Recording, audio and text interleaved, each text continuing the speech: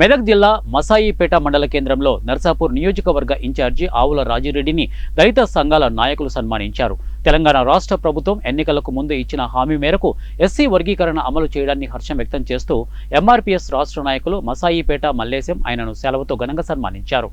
SC వర్గీకరణకు కృషి చేస్తా కాంగ్రెస్ నాయకులకు ముఖ్యమంత్రి రేవంత్ రెడ్డికి కృతజ్ఞతలు తెలిపారు. 30 సంవత్సరాల సుదీర్ఘ పోరాటంలో తమకు అండగా నిలిచిన పార్టీలకు కృతజ్ఞతలు తెలుపుతున్నట్లు వారు తెలిపారు. ఈ సందర్భంగా ఆవుల రాజిరెడ్డి మాట్లాడుతూ తెలంగాణ రాష్ట్ర ప్రభుత్వం రేవంత్ రెడ్డి నాయకత్వంలో ఎన్నికలకు ముందు ఇచ్చిన హామీలు నెరవేరుస్తుందని అన్నారు.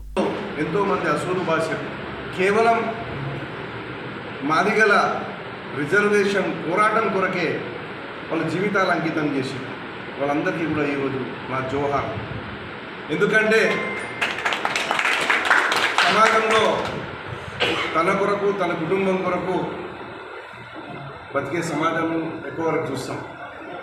కానీ కొంతమంది కారణ జన్ములు ఒక మహత్ కార్యం కొరకే పుడతారు.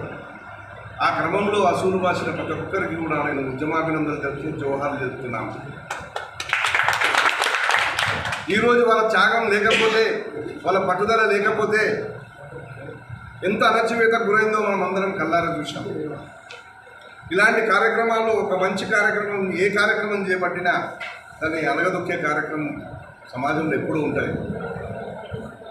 ఎన్ని సుత్తెతోని దెబ్బలు పడితే కానీ ఇవాళ ఎంఆర్పిఎస్ ఈ స్థాయికి రాలేదు.